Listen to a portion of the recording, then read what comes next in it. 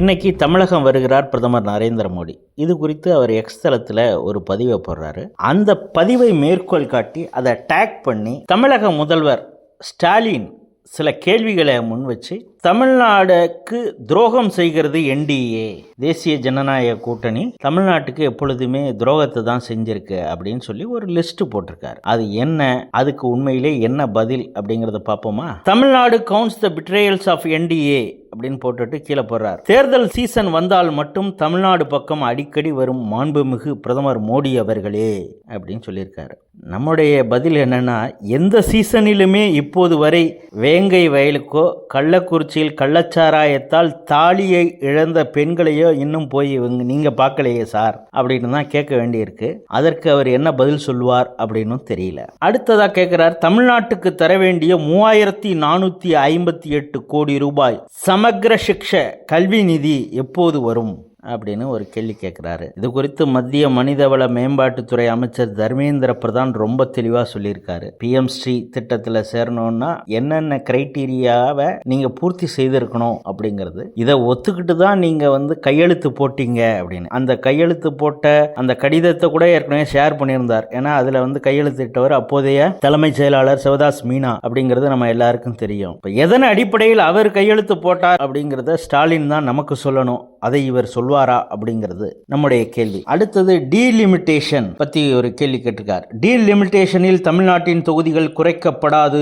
என்ற உறுதிமொழி உங்கள் வாயிலிருந்து எப்போது வரும் அப்படின்னு கேள்வி கேட்டிருக்காரு. இது குறித்து அமித்ஷா ரொம்ப தெளிவாக பதில் சொல்லியிருக்காரு. மேபி சீட்டுகளுடைய எண்ணிக்கை வேணா அதிகரிக்குமே தவிர குறைவதற்கு வாய்ப்பில்லை அப்படின்னு சொல்லியிருக்காரு. இன்னும் சொல்லப்போனால் என்டிஏ கூட்டணியில் இருக்கக்கூடிய தெலுங்கு தேசம் கட்சி கூட ஆரம்பத்தில் தனது ஐயப்பாடை இது குறித்து சொல்லியிருந்தது. மத்திய அரசு இது குறித்து மிக தெளிவாக சொல்லிட்டதுனால அவங்க இது குறித்து இப்பொழுது எந்த ஒரு டிஸ்கஷனுமே பண்ணல. ஆனால் தொடர்ந்து மத்திய அரசுக்கு எதிராக நாங்கள் கம்பு சுத்துறோம் அப்படின்னு சொல்லிட்டு ஸ்டாலின் மட்டும்தான் இது குறித்து புலம்பிக் கொண்டே இருக்கிறார். ஏற்கனவே இப்போ எஸ்ஐஆருக்கு எதிராக இவங்க சுப்ரீம் கோர்ட் வரைக்கும் போனீங்க, உங்களுக்கு அதுக்கு என்ன பதில் கிடைச்சதுன்னு எல்லாருக்கும் தெரியும். கடைசியில் அந்த எஸ்ஐஆர் பூர்த்தி செய்வதற்கே அந்த பிஎல்ஓக்களோடு அதிகமாக சுத்துறதே திமுக காரங்க தானே பல வீடியோக்கள் வந்திருக்குது. ஆனால் இப்போ எஸ்ஐஆர் பற்றி நீங்கள் பேசுறது இல்லை அப்படிங்கிறது அதை சாய்ஸில் நாங்கள் விட்டுறோம் சார். அடுத்ததாக ஸ்டாலின் என்ன சொல்லியிருக்காருன்னா, பாஜகவின் முகவர் போல் செயல்படும் ஆளுநரின் அராஜகம் எப்போது முடிவுக்கு வரும் அப்படின்னு கேட்குறாரு.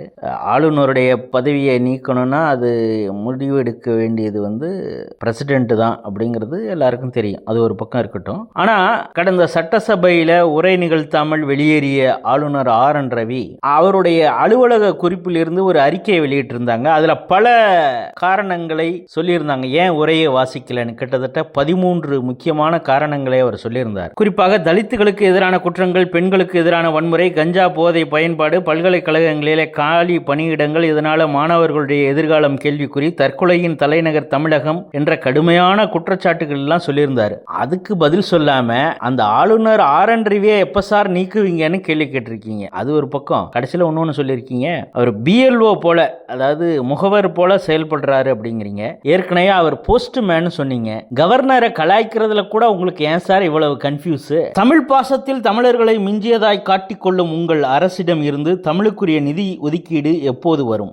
தமிழ் பாசத்தில் தமிழர்களை விட மிஞ்சியதாக காட்டிக்கொள்றாங்க. முதல்ல நீங்களே தமிழரா அப்படிங்கிறது பலரும் கேள்வி எழுப்புறாங்க. குறிப்பாக தமிழ் தேசியக்காரர்கள் எல்லாம் பல கேள்விகளை ஆதாரங்களோடு கேட்கிறாங்க. அதுக்கு நீங்க இப்போ வரைக்கும் பதில் சொல்லல. அது ஒரு பக்கம் இருக்கட்டும். தமிழின் கலாச்சார அடையாளமான செங்கோலை பாராளுமன்றத்தில் வச்சவர் மோடி. காசியில இருக்கும் இந்தி மாணவர்கள், இந்தி தெரிந்த மாணவர்கள் கூட தமிழ் படிக்க வசதியாக காசி தமிழ் சங்கம் நடத்துறாரு. அதன் மூலம் அவங்க தமிழ் கத்துக்கிறாங்க. ஆனா இங்க தமிழ் தேர்வு எழுதாம ஒவ்வொரு ஆண்டும் 40,000 50,000 பேர் பக்கு அடிக்கிறானே, அதை தடுக்க என்ன சார் செஞ்சிருக்கீங்க? நீங்க தமிழை அழிச்சதை தவிர தமிழுக்கு நீங்க என்ன டேஷ் செஞ்சிருக்கீங்க அப்படின்னு மக்கள் கேட்பாங்கல்ல. அடுத்ததா சொல்லியிருக்காரு, மன்றிகா தொடரும் மாநிலங்கள் மீது நிதிச்சுமையை ஏற்றி ஊரக மக்களின் வாழ்வாதாரத்தை ஒழித்து கட்டும் விஜி ராம்ஜி கைவிடப்படும் என வாக்குறுதி எப்போது வரும் அப்படின்னு கேள்வி கேட்குறீங்க. நேற்றே பார்த்தோம், ராகுல் காந்தியும் கார்கேவும் அந்த விஜி ராம்ஜி, அதாவது 100 நாள் வேலை வாய்ப்புல அந்த பணி செய்யக்கூடியவர்களை கிண்டல் செய்யறது மாதிரி அந்த ஏர் கலப்பையை ஒரு போட்டோ ஷூட் மூலம் பண்ணாங்க. உங்கள்கிட்ட தான் கற்றுருக்காங்கன்னு நினைக்கிறேன். அவங்களும் போட்டோ ஷூட் பண்ணது பெரிய விஷயம் இல்லை. ஆனால் அந்த ஏழை விவசாயிகள் விவசாயிகளை, விவசாய கூலிகளை எவ்வளவு கிண்டல் செஞ்சிருக்காங்க அப்படிங்கிறது தெரியுது. 2 பேரும் கூட்டணியில் இருக்கீங்க, 2 பேரும் கூட்டணியில் இருக்கீங்க. விவசாயிகள்னாலே உங்களுக்கு பிடிக்காது, அதனாலதான் விவசாயிகளையே நீங்க குண்டர் சட்டத்தில் அடைக்கிறீங்கன்னு எல்லாருக்கும் தெரியும். விவசாயிகளை குண்டர் சட்டத்தில் அடைக்கக்கூடிய நீங்க மன்றிகா போலி கணக்குகள் காட்டி திருட மாட்டோம்னு உங்க திமுக பஞ்சாயத்து தலைவர்கள் எப்போது பாஸ் சொல்லுவாங்க. 100 நாளா 125 நாளா மத்திய அரசு உயர்த்தி இருக்குது. இதுதான் வாழ்வாதாரத்தை கெடுக்குமா? நமக்கு புரியல, உண்மையிலே நமக்கு புரியல நீங்க கேட்கிற கேள்வி. 10 ஆண்டுகளாக இன்ச்சாக ஒன்றிய பாஜக அரசு இழைத்து வரும் மதுரை எய்ம்ஸ் எனும் 8வது உலக அதிசயம் எப்போது எங்கள் கண்முன் வரும்? கலாய்ச்சிட்டாராமா மோடிய. எய்ம்ஸ் மருத்துவ கட்டுமானம் வேகமாக வளர்ந்து வருது. ஆனால் அரசு மருத்துவமனையில எலி, நாய் இதெல்லாம் நோயாளிகளோட சேர்ந்து ட்ரீட்மெண்ட்ல வந்து படுத்திருக்கிறதெல்லாம் பல வீடியோக்கள் வந்துகிட்டு இருக்கு. டிஸ்சார்ஜ் ஆகலான்னு வெயிட் பண்ணிட்டு இருக்கிற குழந்தையோட அம்மா மேல மருத்துவமனையுடைய மேற்கூரை இடிஞ்சு விழுந்து திரும்ப அவங்க ஐசியூல அட்மிட் ஆகிற அந்த கூத்தெல்லாம் நடக்குது. மருத்துவமனையிலே வந்து ரவுடியை வெட்டிட்டு போறான், அவனும் கொலை செய்யறான். ஆக்சிஜன் மாஸ்க்கு பதிலாக பேப்பர் கப்பு வைக்கிற மிக விந்தையான அறிவியல் தொழில்நுட்பம்லாம் இங்க இருக்கக்கூடிய மருத்துவமனையில நடந்துகிட்டு இருக்கு. அதை விட முக்கியமா மருத்துவமனையிலே கஞ்சா செடி வளர்க்கக்கூடிய அதிசயத்தை கண்டிப்பா யாராலையுமே அடிச்சுக்க முடியாது சார். இயற்கை பேரிடர்களுக்காக நாங்கள் கேட்ட நிவாரண தொகை எப்போதுதான் வரும் அப்படின்னு கேட்டிருக்கீங்க. பாதாள கழிவுநீர் திட்ட பணிகள்ல முதல்ல எத்தனை சதவீத பணி நிறைவடைஞ்சிருக்குன்னு சரியா எப்ப சார் சொல்லுவீங்க? அந்த 4000 கோடிக்கு சரியான கணக்கை எப்ப சார் தருவீங்க அப்படின்னு பொதுமக்கள் கேட்கிறாங்க. அதுக்கு உங்களோட பதில் என்ன?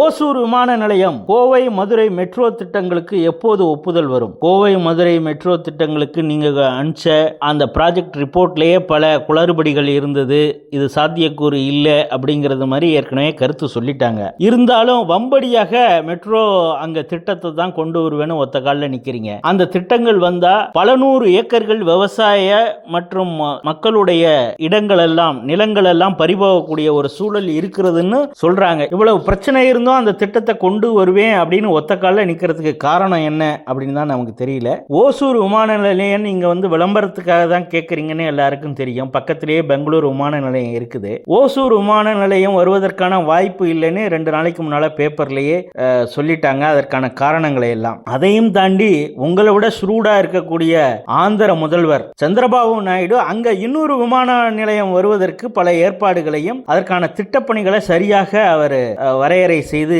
சப்மிட் பண்ணியிருக்காரு. அங்கதான் வருவதற்கு வாய்ப்பு அதிகம்னு சொல்றாங்க.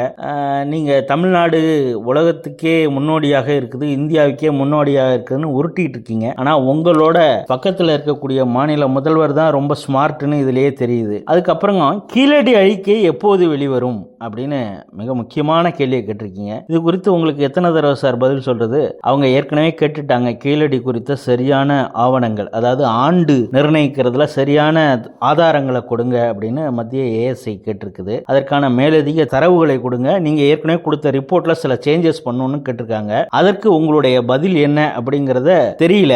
அதையும் தாண்டி குரூப் 4 எக்ஸாம் நடத்தினாலே 1 வருஷத்துக்கு குறைஞ்சி நீங்க ரிசல்ட்டே கொடுக்காத நீங்களெல்லாம் கீழடி ரிப்போர்ட் நாளைக்கே கொடுக்கணும்னு எதிர்பார்க்கறீங்களே, இதெல்லாம் கொஞ்சம் ஓவரா உங்களுக்கு தெரியல? அடுத்ததா ரொம்ப முக்கியமா ஒரு கலாய்ப்பு போட்டிருக்கீங்க. ஒட்டுமொத்த தமிழ்நாட்டு மக்களின் ஒரு மனதான கோரிக்கையான நீட் விலக்கு எப்போது அமலுக்கு வரும்? சார், உச்ச நீதிமன்றத்துக்கே தெரியாத அந்த நீட் விலக்கு ரகசியம் உங்களுக்கு தானே தெரியும்னு நீங்க தானே சொன்னீங்க.